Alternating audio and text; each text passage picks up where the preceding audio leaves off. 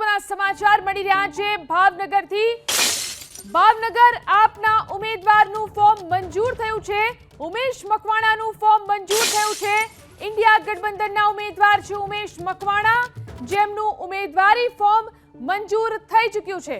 તો ઉમેદવારી ફોર્મની ચકાસણી કરવામાં આવીને ત્યારબાદ હવે ફોર્મ મંજૂર થઈ ચૂક્યું છે। આ મહત્વના સમાચાર। ભાવનગર આપના ઉમેદવાર ઉમેશ મકવાણાનું ફોર્મ મંજૂર થયું છે। ઇન્ડિયા ગઠબંધનના ઉમેદવાર છે ઉમેશ મકવાણા, જેમનું ફોર્મ મંજૂર કરવામાં આવ્યું છે।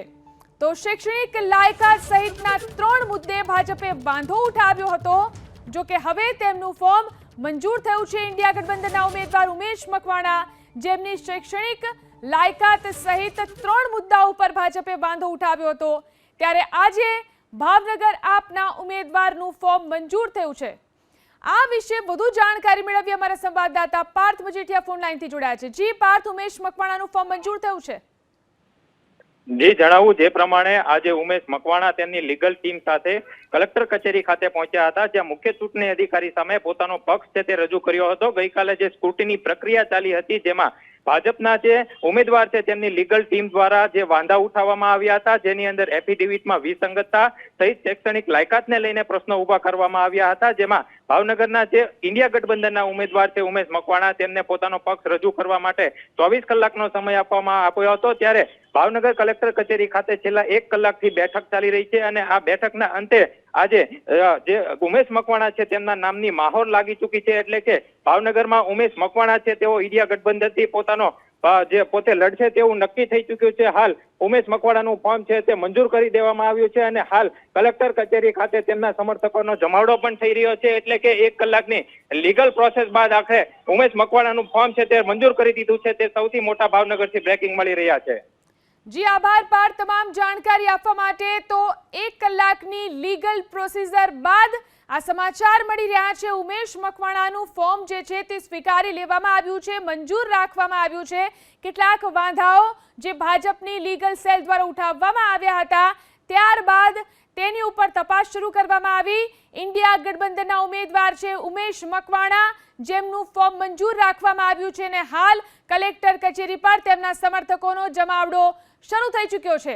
શૈક્ષણિક લાયકાત સહિતના 3 મુદ્દા ઉપર ભાજપની લીગલ સેલે વાંધો ઉઠાવ્યો હતો, ત્યારે આ મુદ્દે હવે જે નિર્ણય સામે આવ્યો છે, ઇન્ડિયા ગઠબંધનના ઉમેદવાર ઉમેશ મકવાણા કે જેમનું ફોર્મ મંજૂર થઈ ચૂક્યું છે, તો જે વાંધો ઉઠાવવામાં આવ્યો હતો તેમની શૈક્ષણિક લાયકાત સહિત 3 મુદ્દા ઉપર ભાજપે વાંધો ઉઠાવ્યો હતો, પરંતુ આ મહત્વના સમાચાર। ઇન્ડિયા ગઠબંધનના ઉમેદવાર ઉમેશ મકવાણા કે જેમનું ફોર્મ મંજૂર રાખવામાં આવ્યું છે, કલેક્ટર કચેરીની બહાર તેમના સમર્થકોનો જમાવડો શરૂ થઈ ચૂક્યો છે। જે વાંધાઓ ભાજપના લીગલ સેલે ઉઠાવ્યા હતા, 3 મુદ્દા ઉઠાવવામાં આવ્યા હતા, શૈક્ષણિક લાયકાત સહિતના 3 મુદ્દા ઉપર વાંધો ઉઠાવવામાં આવ્યો હતો, પરંતુ જે અત્યારે નિર્ણય સામે આવ્યો છે તેમનું ફોર્મ મંજૂર કરી લેવામાં આવ્યો છે। મુખ્ય ચૂંટણી અધિકારી દ્વારા આ જાહેરાત કરવામાં આવી। ભાવનગર આપના ઉમેદવાર ઉમેશ મકવાણાનું ફોર્મ મંજૂર કરી દેવામાં આવ્યું છે। ઇન્ડિયા ગઠબંધનના ઉમેદવાર છે ઉમેશ મકવાણા, અને તેમનું ફોર્મ મંજૂર રાખવામાં આવ્યું છે। હવે કલેક્ટર કચેરી પર તેમના સમર્થકો પણ પહોંચી રહ્યા છે, તેમના સમર્થકોનો જમાવડો થઈ રહ્યો છે। જે વાંધો ઉઠાવવામાં આવ્યો હતો ભાજપના લીગલ સેલ દ્વારા, 3 મુદ્દા ઉઠાવવામાં આવ્યા હતા, તેમની શૈક્ષણિક લાયકાત અને 2 બીજા મુદ્દાઓ ઉપર પણ વાંધો ઉઠાવવામાં આવ્યો હતો, ત્યારબાદ જે ચકાસણી કરવામાં આવી અને હવે આ નિર્ણય જાહેર કરવામાં આવ્યો છે। તેમનું ઉમેદવારી ફોર્મ મંજૂર થઈ ચૂક્યું છે। ભાવનગરથી આપના ઉમેદવાર ઉમેશ મકવાણા ચૂંટણી લડશે। ઇન્ડિયા ગઠબંધનના ઉમેદવાર છે ઉમેશ મકવાણા, તે ચૂંટણી લડશે તે સ્પષ્ટ થઈ ચૂક્યું છે, કારણ કે તેમનું ઉમેદવારી ફોર્મ હવે સ્વીકારી લેવામાં આવ્યું છે।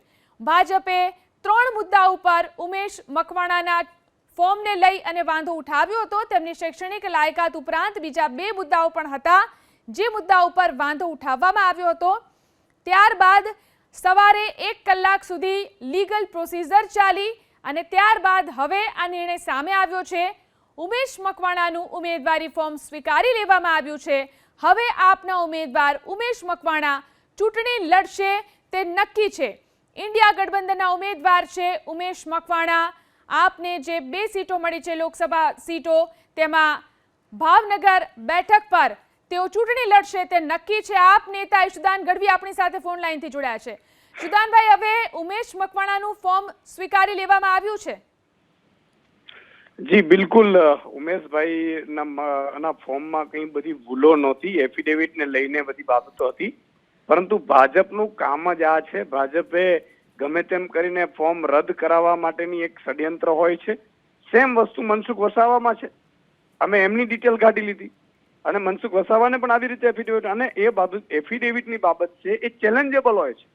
ફોર્મ રદ થઈ જ ન શકે આ બાબતોમાં. એટલે આજે અમારી જે વકીલોની ટીમ હતી, ગઈકાલે અમે આખી ડિસ્કશન કરી હતી અને જે 4 ક્વેરી નીકળી હતી, એક ક્વેરી મામલે કલેક્ટરશ્રીને અમે વાત કરી હતી. કલેક્ટરશ્રીએ અત્યારે જે માન્ય રાખ્યું છે અને ઉમેશભાઈ મકવાણા મજબૂતાઈથી લડશે. ભાજપની તમામ જે એમને એવું હતું કે ઉમેશભાઈ મકવાણા ને ગમે તેમ કરીને ફોર્મ રદ કરાવીએ, પરંતુ અલ્ટિમેટલી આ લોકતંત્રની હત્યા તરફ ભાજપ જઈ રહી છે.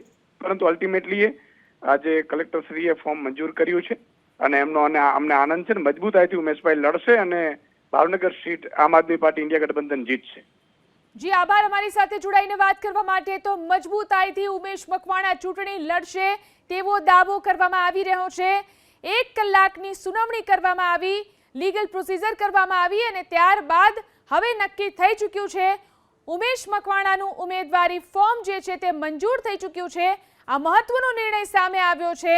3 વાંધા ઉઠાવવામાં આવ્યા હતા ભાજપના લીગલ સેલ દ્વારા. તેમની શૈક્ષણિક લાયકાત સહિત બીજા 2 વાંધા ઉઠાવવામાં આવ્યા હતા. ત્યારબાદ સવારે 1 કલાક સુધી લીગલ પ્રોસિજર ચાલી અને ત્યારબાદ આ મહત્વનો નિર્ણય સામે આવ્યો છે. ઉમેશ મકવાણાનું ઉમેદવારી ફોર્મ જે છે તે મંજૂર કરી લેવામાં આવ્યું છે. આ વિશે વધુ જાણકારી મેળવી અમારા સંવાદદાતા પાર્થ મજેઠી આપણી સાથે લાઈવ જોડાયા છે. જી પાર્થ, હવે કેવો માહોલ ત્યાં જોવા મળી રહ્યો છે? કયા કયા વાંધા ઉઠાવવામાં આવ્યા હતા? શું રહ્યો આખો ઘટનાક્રમ?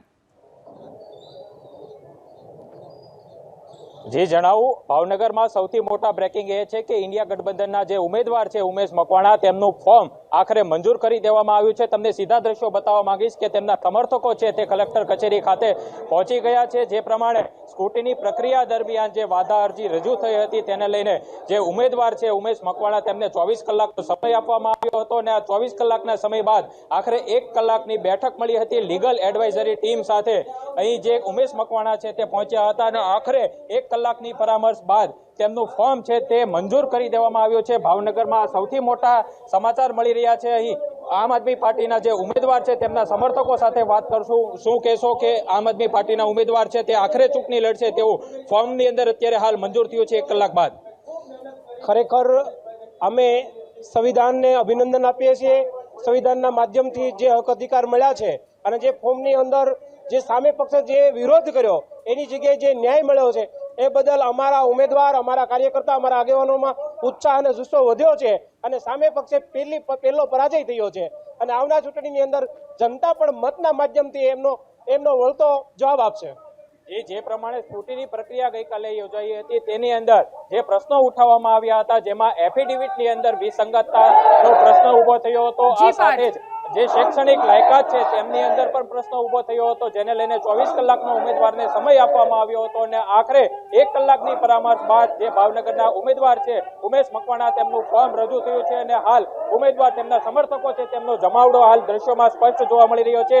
ભારે ઉત્સાહ સાથે કલેક્ટર કચેરી ખાતે તેમના ઉમેદવારો, સમર્થકો, ટેકેદારો છે તે પહોંચ્યા છે. એટલે કે ભાવનગરમાં જે ઉમેશ મકવાણા છે તેમનું ફોર્મ આખરે મંજૂર થઈ ચૂક્યું છે. જી આભાર પાર્થ તમામ જાણકારી આપવા માટે.